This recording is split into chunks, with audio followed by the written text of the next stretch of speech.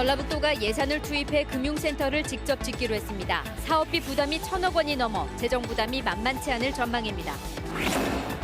자신의 나라로 수출하려고 자전거를 훔쳐온 3인조 외국인 절도단이 경찰에 붙잡혔습니다. 가격이 폭락해 양파 재고가 넘쳐나고 있는 가운데 잦은 비로 썩지 않을까 우려됩니다.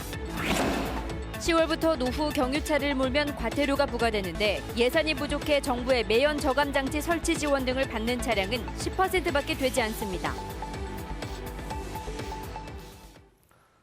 여러분 안녕하십니까? JTV 8시 뉴스입니다. 전라북도가 민간 사업자 모집에 실패한 금융센터를 예산을 들여 직접 건립하기로 했습니다.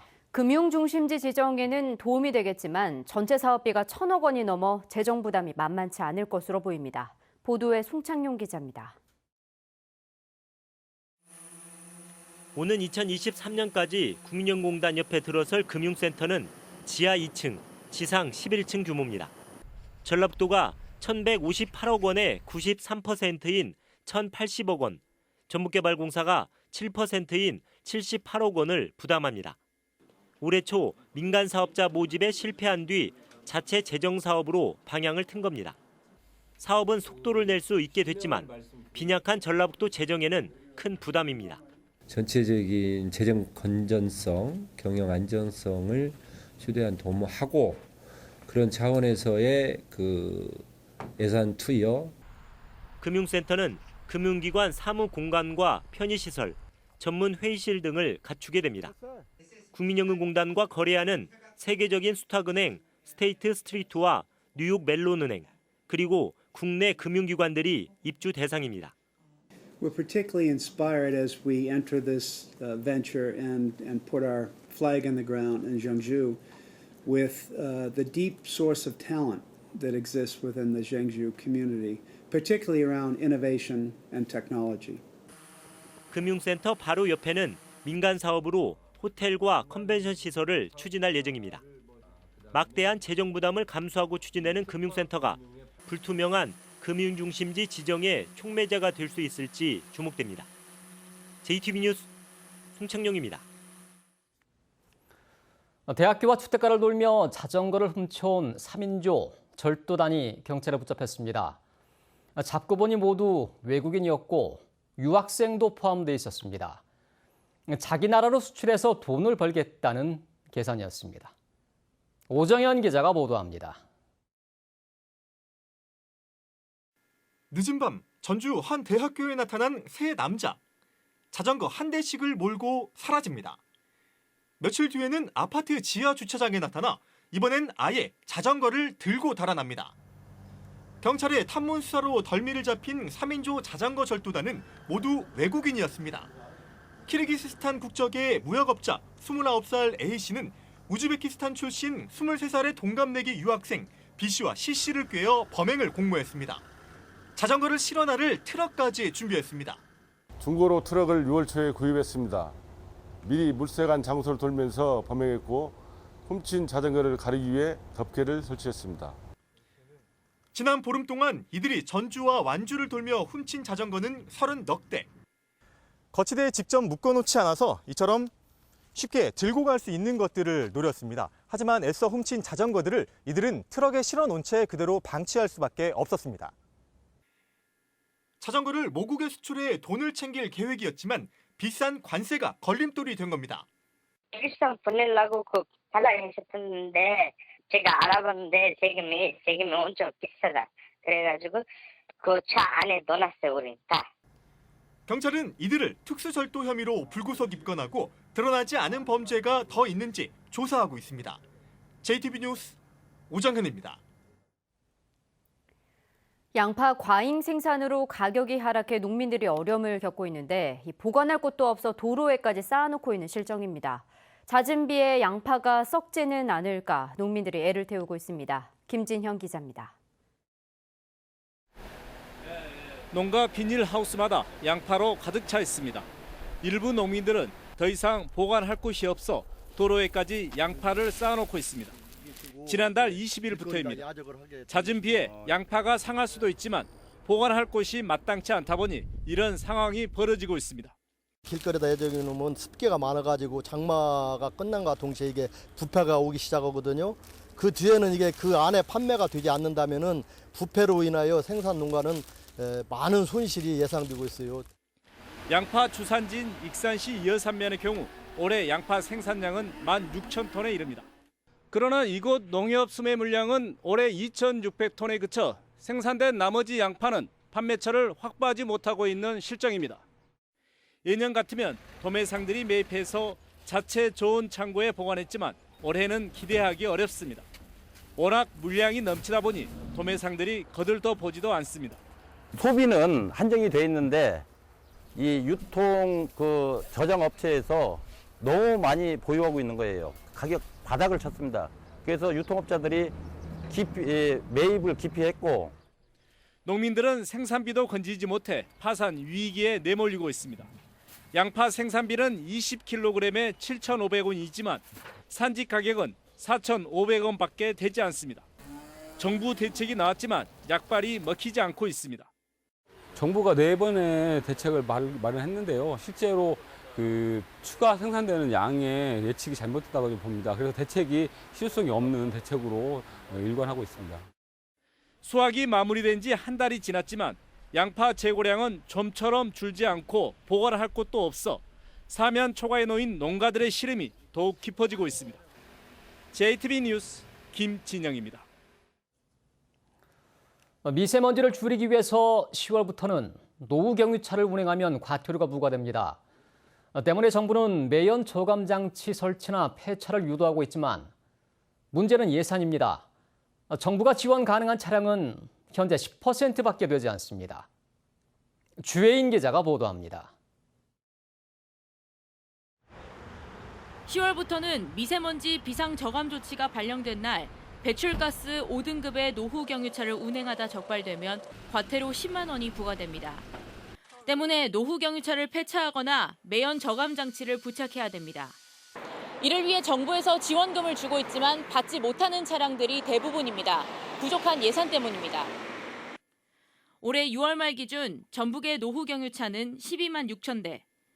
이 가운데 현재 정부 지원금을 받아서 매연 저감 장치를 부착하거나 폐차할 수 있는 차량은 1만 3천 대밖에 되지 않습니다.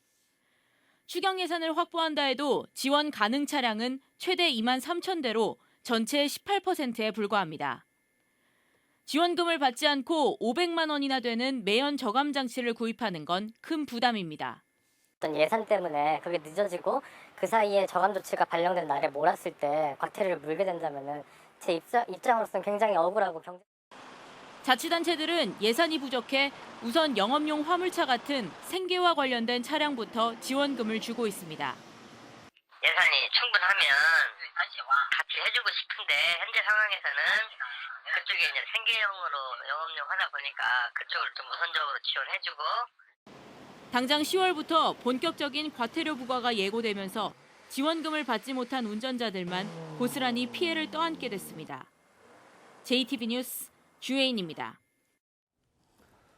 전라북도가 유치를 추진하고 있는 2022년 아시아 태평양 마스터스 대회가 정부의 지원을 받을 수 있게 됐습니다. 기획재정부는 오늘 국제행사심의위원회를 열고 아시아 태평양 마스터스 대회를 국가 차원에서 유치하고 국가 예산 등을 지원하기로 결정했습니다. 4년마다 열리는 아시아 태평양 마스터스 대회는 육상과 수영 등 20여 개 종목에 70여 개 나라, 만여 명의 전직 선수와 동호인이 참가하는 국제 종합경기대회입니다. 전북 국회의원 10명 가운데 8명이 상상고 재지정 취소 반대 서명에 동참한 것으로 나타났습니다. 정당별로는 민주당의 이춘석, 평화당의 정동영, 조배숙, 유성엽, 김종회, 바른미래당에선 서명을 주도한 정운천, 김관영, 무소속 이용호 의원 등입니다. 민주당 안호영, 평화당 김광수 의원은 참여하지 않았습니다. 상상고에 일반고 지원한 도민대책위는 도내 의원 8명을 포함해 서명에 동참한 151명의 의원들이 민생은 내팽개친 채 상상고에 나팔수로 나섰다고 비난했습니다. 일본의 수출 규제를 규탄하는 시군의회의 목소리가 갈수록 확산되고 있습니다. 반주건 의회는 일본의 수출 규제는 자유공정무역에 합의한 G20 정상회의 선언에 배치되는 만큼 즉각 철회하고 강제징용에 대한 우리 판결을 존중하라고 말했습니다. 지역민들에게는 일본 여행과 일본산 상품의 구매를 자제할 것도 촉구했습니다. 도내에서는 완주건 의회에 앞서 정읍, 부안, 장수, 무주건 의회가 일본에 대한 규탄 성명을 발표한 바 있습니다. 다양한 가족 영화들이 선보이는 제2회 전북 가족영화제가 시작됐습니다. 중견 작가 김남성의 두 번째 개인전도 소개해드립니다. 정원익 기자입니다.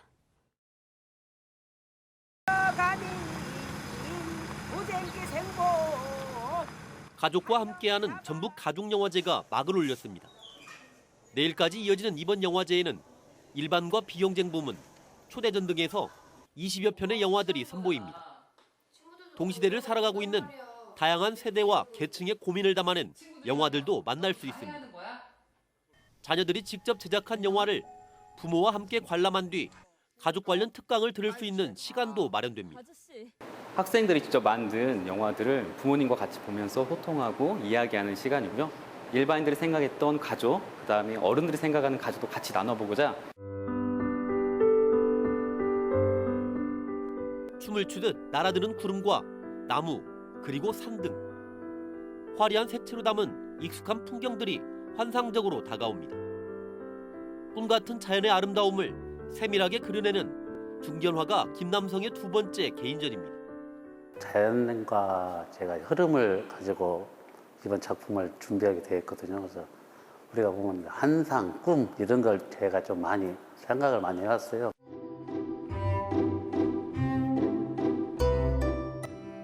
사진첩에 넣어두었던 행복한 추억이 화폭에 담겼습니다.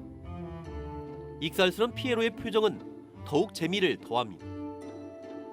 환한 색상으로 그려진 행복한 미소가 따뜻하게 다가오는 이가립의 개인전은 오는 31일까지 이어집니다. JTB 뉴스 정원익입니다.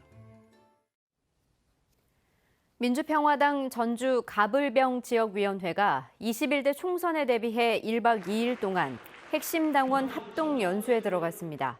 민주평화당은 이 자리에서 새 지역위원회별로 총선 기획단을 출범하고 9개월이 채 남지 않은 내년 총선에서 승리할 수 있도록 당의 모든 역량을 모아가자고 다짐했습니다. 평화당은 전주갑의 김광수 사무총장, 을의 박주현 최고위원, 병의 정동영 대표 등 3명의 현역 의원을 포진시켜 민주당과 현역 대 비현역 구도로 새몰이를 한다는 전략입니다. 전북대학교 총학생회는 오늘 기자회견을 열고 각종 비리에 연루된 교수들을 즉각 파면하라고 주장했습니다. 이들은 대학 본부가 비리 교수의 수사 경과를 대학 구성원에게 투명하게 공개하고 재발 방지 대책을 수립할 때 학생을 포함한 대학 구성원의 참여를 보장하라고 요구했습니다. 총학생회 측은 교수 비리 진상규명 학생위원회를 발족시키고 학생들을 대상으로 추가적인 교수 비리와 갑질 사례를 조사하겠다고 밝혔습니다. 도내 초중고등학교가 이번 주부터 여름방학에 들어갑니다. 전북교육청은 어제 방학식을 가진 전주 대정초등학교를 시작으로 오는 26일까지 도내 모든 학교가 여름방학에 들어간다고 밝혔습니다. 도내 대다수 초등학교는 30일간, 중고등학교는 21일간 여름방학을 실시하며 가족 체험활동 등을 고려해 비슷한 시기로 방학 기간을 조정했습니다. 51년 전 조업을 나갔다 납북된 뒤 반공법 위반 등의 혐의로 옥살이를 한 납북어부 69살 남정길 씨 등 6명에 대해 법원이 무죄를 선고했습니다. 전주지법 군산지원 제1형사부는 수사 과정에서 불법 구금과 고문 등 가혹행위로 만들어진 진술조서 등은 증거 능력이 없다며 이같이 판결했습니다. 남 씨 등은 지난 1968년 연평도 인근 해상에서 조업을 하다 북한 선박에 납치된 뒤 5달 만에 풀려났지만 수사기관의 고문 끝에 간첩으로 몰려 각 집행유예 2년에서 징역 3년을 선고받았습니다. 제5호 태풍 다나스가 내일 오후 전남에 상륙할 것으로 예보됨에 따라 전라북도가 피해 예방에 나섰습니다. 전라북도는 14개 시군과 함께 재해 취약 지역과 하천 둔치 주차장, 대규모 건설 공사장 등 421곳을 집중 관리하고 있습니다. 또 태풍 예비특보가 발효되면 배수 펌프 가동을 준비하고 해안가와 방조제, 해안 도로의 출입을 통제할 계획입니다.